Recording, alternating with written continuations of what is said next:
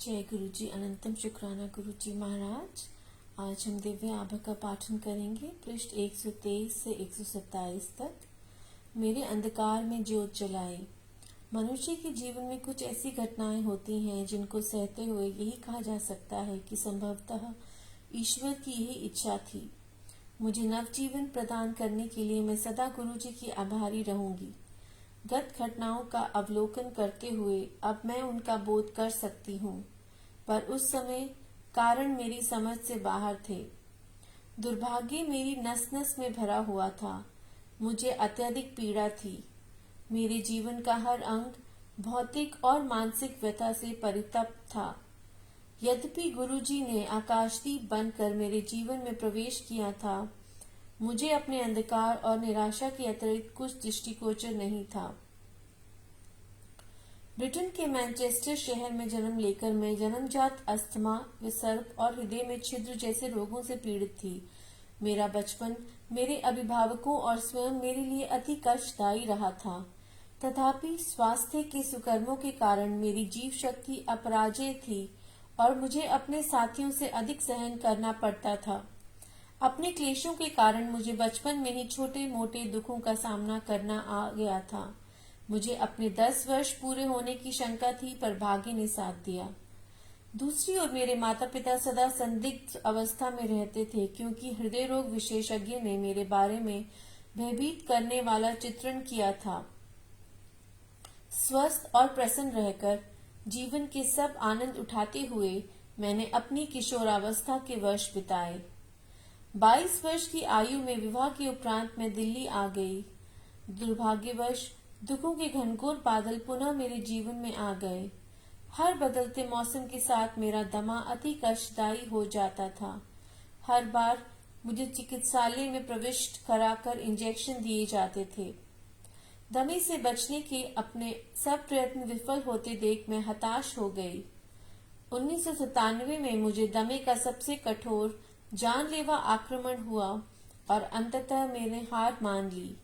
मुझे याद है कि मैं अपने हृदय में प्रार्थना कर रही थी कि यह अंतिम हो, क्योंकि मैं और सहन नहीं कर सकती थी। उन्हीं दिनों मुझे पूर्ण शरीर पर भयंकर त्वचा रोग हो गया।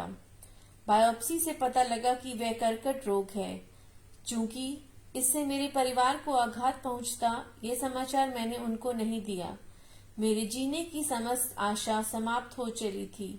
मेरा आगे का मार्ग बंद हो चुका था। अचानक उस अंधेरी रात्रि में गुरुजी ने अपनी दिव्य ज्योत प्रज्वलित करी। हर बार उनके पहले दर्शन की बातें याद करते हुए मुझे अपने मन में उठी सब भावनाएं याद आ जाती हैं।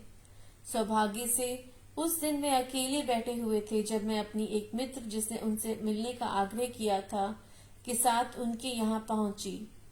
उनकी उपस्थिति में मैं भाव विह्वल हो गई। उस समय मुझे जीवन भर भटकते हुए शिशु की भांति लगा, जिसे अंत में अपनी माँ का आश्रय और सुरक्षा मिल गई हो। उन्होंने उसी समय मुझे अपना संरक्षण प्रदान किया। यथार्थ में मैंने पहली बार पवित्र प्रेम का अनुभव किया था। उसमें ना कोई प्रतिबंध था, ना ही कोई अन्य चाहत।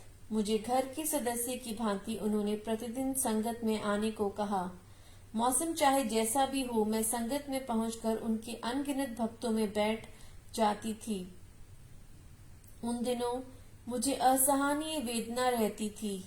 मेरी त्वचा से रक्त और पीप का स्राव बना रहता था। मानसिक रूप से विचलित होने के कारण मुझे समूह में घुटन भी होती थी।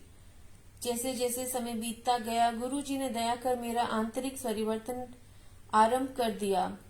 मेरे मन में से द्वेष और वैर के भाव समाप्त हो गए और मैंने अपनी इस दशा से समझौता करना सीख लिया, क्योंकि अब मैंने उसे स्वीकार कर लिया था। मैं उस अवस्था में भी संतुष्ट थी। रोग समाप्त हो जाएंगे, ऐसा विश्वास मुझे नहीं था। मात्र गुरुजी का साथ और उनकी ऊर्जा को ग्रहण कर मेरी अंतः शक्ति बढ़ गई। मुझे इससे अधिक आशा भी नहीं थी। मुझे शांति मिल गई थी। उनके सानिध्य में डूबते हुए मुझे आत्मिक जागरण का आभास होने लगा। मुझे उनसे ऐसा प्रेम प्राप्त होता था जिसका मैंने पहले कभी आनंद नहीं लिया था। उनका प्रेम ऐसा पवित्र और पावन था जिसका कहीं कोई पर्याय नहीं मिल सकता। बिना किसी नागा के हर संध्या को मैं उनकी और प्राकृतिक सहजता से खींची चली जाती थी। उस महत्वपूर्ण दिन उन्होंने सामने अपने पास बुलाया और पंजाबी में कहा, जिससे मैं अनभिज्ञ थी कि उन्होंने मुझे नींबू की भांति निचोड़ दिया है और अब वह मेरा रोग दूर करेंगे। ये देखने के लिए मैं उनकी कृपा के योग्य हूँ अथवा नहीं, उन्होंने मेरे धैर्य का परीक्षण कर लिया था। उस दिन हृदय में आशा और उमंग भरे हुए मैं घर पहुंची। पिछले कुछ महीनों में जब मेरी त्वचा तप्त रहती थी, मैं अपना प्रतिबिंब देखने से कतराती थी। शीशे में अपना दयनीय चेहरा देखना मेरे लिए असंभव था। जीवन में मोड़ तब आया जब गुरुजी ने अपना शाश्वत वरदान देकर मुझे शीशे में देखने का साहस करने को कहा। मुझे साहस की अति आवश्यकता थी।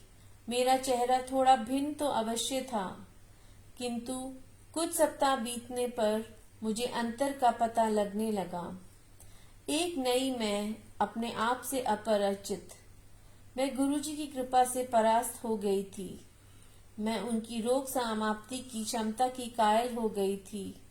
उनके लिए मेरे प्रेम और आदर भाव और अधिक प्रबल हो गए। मौसम बदल कर आते गए पर मुझे फिर कभी अस्थमा नहीं हुआ।